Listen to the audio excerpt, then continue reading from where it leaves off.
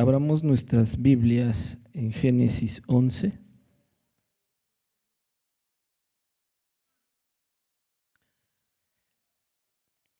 Así dice la palabra de Dios. Tenía entonces toda la tierra una sola lengua y unas mismas palabras. Y aconteció que cuando salieron de oriente, hallaron una llanura en la tierra de Sinar, y se establecieron allí. Y se dijeron unos a otros: vamos, hagamos ladrillo y cosámoslo con fuego. Y les sirvió ladrillo en lugar de piedra, y el asfalto en lugar de mezcla. Y dijeron: vamos, edifiquémonos una ciudad y una torre, cuya cúspide llegue al cielo, y hagámonos un nombre, por si fuéremos esparcidos sobre la faz de toda la tierra. Y descendió Jehová para ver la ciudad y la torre que edificaban los hijos de los hombres. Y dijo Jehová: he aquí el pueblo es uno, y todos estos tienen un solo lenguaje, y han comenzado la obra, y nada les hará desistir ahora de lo que han pensado hacer. Ahora pues, descendamos y confundamos allí su lengua, para que ninguno entienda el habla de su compañero. Así los esparció Jehová desde allí sobre la faz de toda la tierra, y dejaron de edificar la ciudad. Por esto fue llamado el nombre de ella Babel, porque allí confundió Jehová el lenguaje de toda la tierra, y desde allí los esparció sobre la faz de toda la tierra. Estas son las generaciones de Sem. Sem, de edad de 100 años, engendró a Arfaxad, 2 años después del diluvio, y vivió Sem después que engendró a Arfaxad 500 años, y engendró hijos e hijas. Arfaxad vivió 35 años y engendró a Sala, y vivió Arfaxad después que engendró a Sala 403 años, y engendró hijos e hijos. Sala vivió 30 años y engendró a Heber, y vivió Sala después que engendró a Heber 403 años, y engendró hijos e hijas. Heber vivió 34 años y engendró a Pelec, y vivió Heber después que engendró a Pelec 430 años, y engendró hijos e hijas. Pelec vivió 30 años y engendró a Reu. Y vivió Pelec después que engendró a Reu 209 años, y engendró hijos e hijas. Reu vivió 32 años y engendró a Seruc.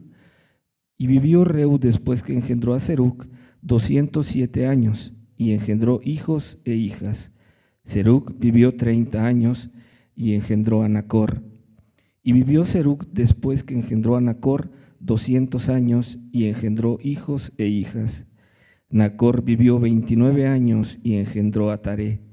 Y vivió Nacor después que engendró a Taré 119 años y engendró hijos e hijas. Taré vivió 70 años y engendró a Abram, a Nacor y a Harán. Estas son las generaciones de Taré. Taré engendró a Abram, a Nacor, a Harán, y Harán engendró a Lot. Y murió Harán antes que su padre Taré en la tierra de su nacimiento, en Ur de los Caldeos, y tomaron a Abram y Nacor para sí mujeres. El nombre de la mujer de Abram era Sarai, y el nombre de la mujer de Nacor, Milca, hija de Harán, padre de Milca y de Isca. Mas Sarai era estéril y no tenía hijo, y tomó Taré a Abram su hijo, y a Lot, hijo de Harán, hijo de su hijo, y a Sarai su nuera, mujer de Abram su hijo, y salió con ellos de Ur de los Caldeos para ir a la tierra de Canaán, y vinieron hasta Harán y se quedaron allí. Y fueron los días de Taré 205 años, y murió Taré en Harán. Amén. Podemos tomar asiento.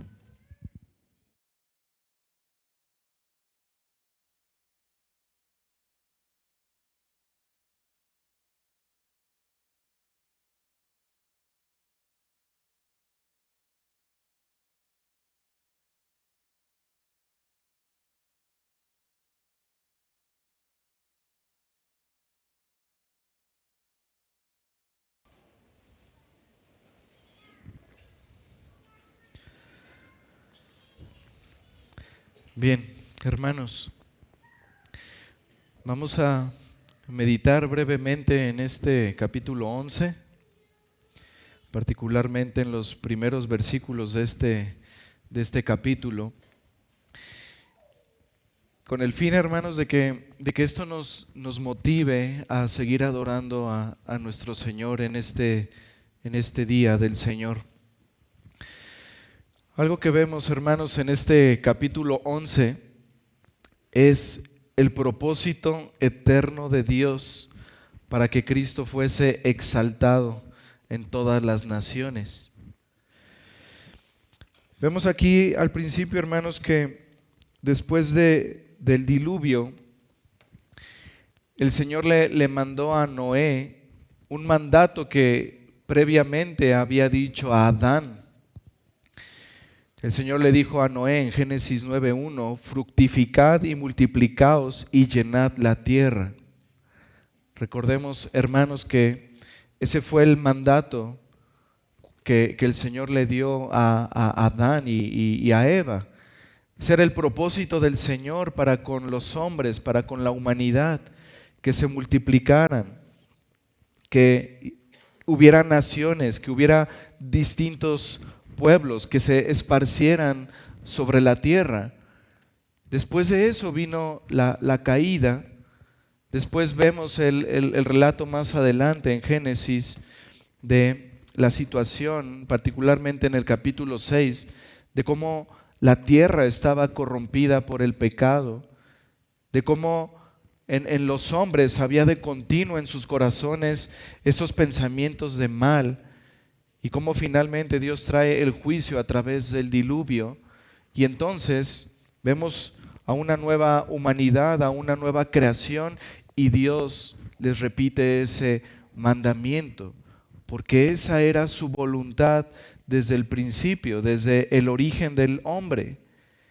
Y pareciera, hermanos, conforme a lo que vimos la semana pasada en Génesis 10, pareciera que esto se estaba cumpliendo. Pareciera que el pueblo estaba obedeciendo a ese mandato, que los pueblos y las lenguas se estaban multiplicando.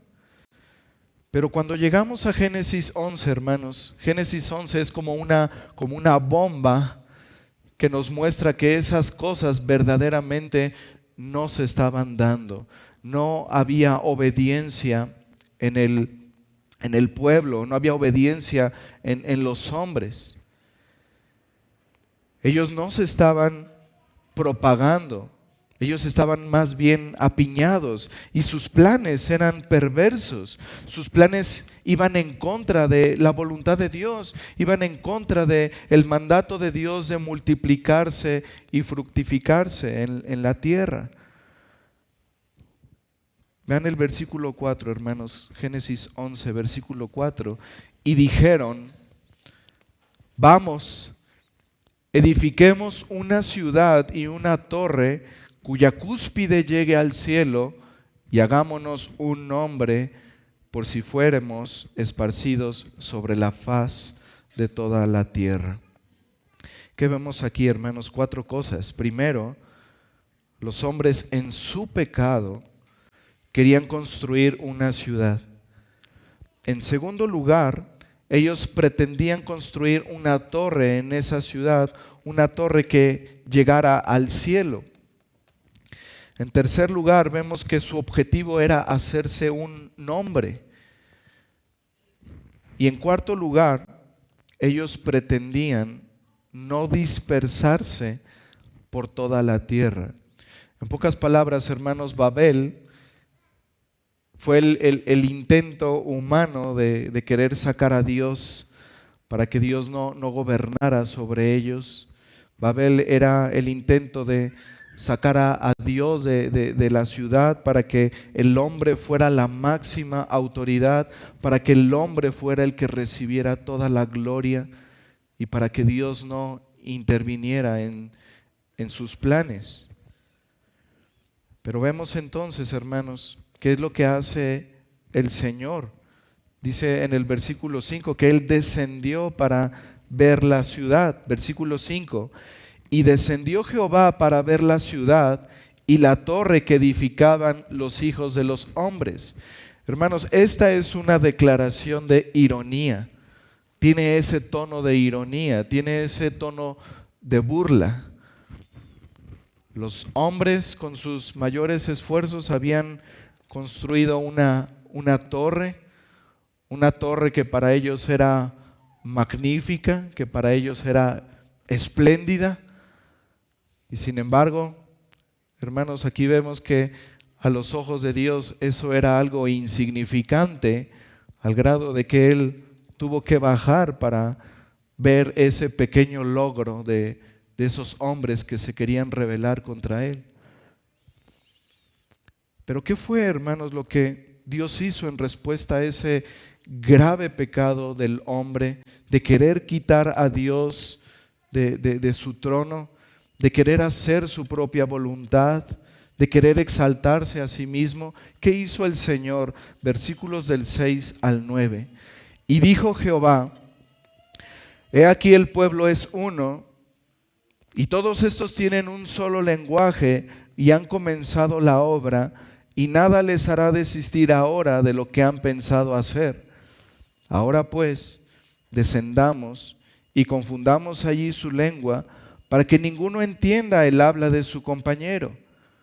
Así los esparció Jehová desde ahí sobre la faz de toda la tierra, y dejaron de edificar la ciudad. Por esto fue llamado el nombre de ella Babel, porque allí confundió Jehová el lenguaje de toda la tierra, y desde ahí los esparció sobre la faz de toda la tierra. ¿Qué hizo el Señor, hermanos, en respuesta a esa rebeldía de los hombres, en respuesta a esa torre que ellos querían edificar para exaltarse a sí mismos? El Señor destrozó su plan. El Señor impidió que ellos hicieran su propia voluntad. ¿Cómo lo hizo? Confundió su lengua y los esparció en diferentes pueblos con diferentes lenguajes. Hermanos, miles de idiomas en todo el mundo y miles de pueblos en diferentes partes de este globo terráqueo es lo que limita, hermanos, actualmente a los hombres de querer aspirar a ser un solo pueblo global. Aún en nuestros días vemos eso, hermanos. Dios impide desde el principio eso para que el hombre no haga su propia voluntad.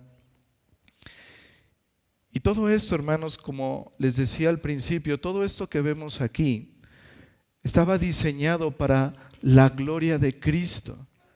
Nada iba a frustrar los planes del Señor, hermanos.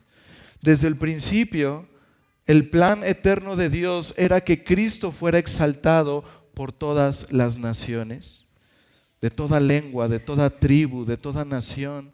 Cristo iba a ser exaltado, y el plan de estos hombres perversos no iba a afectar el decreto eterno de Dios. ¿Cómo sirve este pecado, las consecuencias en los idiomas divididos en el mundo para magnificar la gloria de Cristo? Bueno, hermanos, al menos hay 3 maneras. Número 1, la autoridad y el poder de Cristo se magnifican. Cristo dijo: toda potestad me es dada en el cielo y en la tierra, por tanto, id y haced discípulos a todas las naciones. Hermanos, el poder de Cristo se magnifica porque Cristo salva y produce una obra maravillosa de transformación en los corazones de los hombres de todas partes del mundo. Esto, hermanos, esto que pasó, el propósito de Dios desde el principio de que el hombre se multiplicara y de que se esparciera por toda la tierra, tenía el propósito de exaltar esa autoridad y ese poder de Cristo, mostrando que Él podía salvar de toda lengua, de toda tribu, de toda nación. Pero esto hermanos, en segundo lugar, también exalta el Evangelio. Gran parte, hermanos, de la gloria del Evangelio es que el Evangelio no es regional, es de que el Evangelio no es local. El Evangelio, hermanos, irrumpe en todos los idiomas.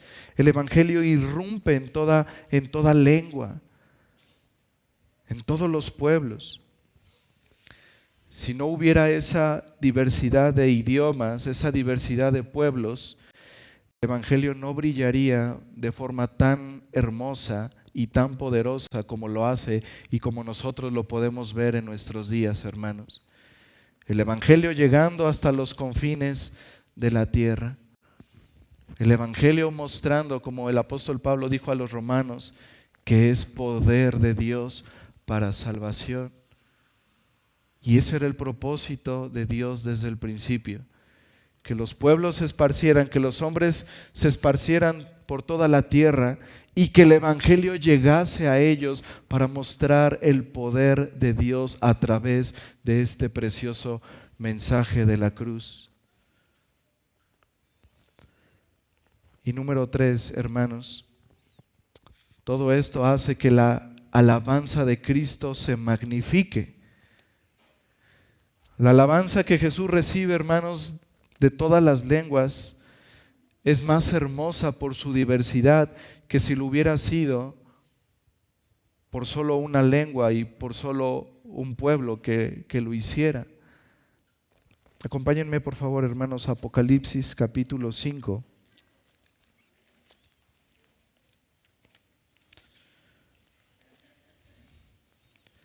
Apocalipsis capítulo 5, versículos 9 y 10.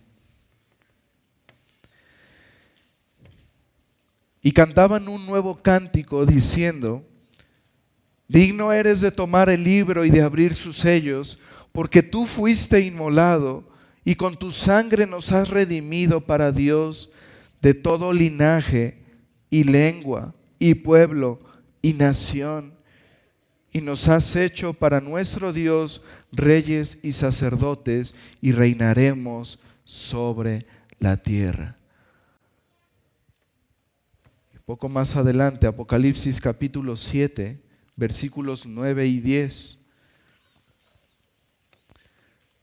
Dice aquí el apóstol Juan: después de esto miré, y he aquí una gran multitud, la cual nadie podía contar, de todas naciones y tribus y pueblos y lenguas, que estaban delante del trono y en la presencia del Cordero, vestidos de ropas blancas y con palmas en las manos, y clamaban a gran voz diciendo: la salvación pertenece a nuestro Dios, que está sentado en el trono, y al Cordero. Hermanos, ese pecado en las llanuras de Sinar es lo que dio lugar a la multiplicación de las lenguas, que termina en la más gloriosa alabanza para nuestro Señor Jesucristo. El plan eterno de Dios, hermanos, estaba en que Cristo recibiera gloria y alabanza de todo linaje y lengua y pueblo y nación. Y por gracia, hermanos, se nos ha concedido a nosotros ser ese pueblo especial que puede adorar al único que es digno de gloria y de alabanza. Y hoy estamos aquí, hermanos, reunidos con ese propósito de alabar al Cordero que es digno, de alabar al que está sentado en el trono, y al Cordero, hermanos, que dio su vida para que hoy podamos conocerle y adorarle. Pongámonos de pie, hermanos, para seguir adorando a este Cordero que es digno. Amén.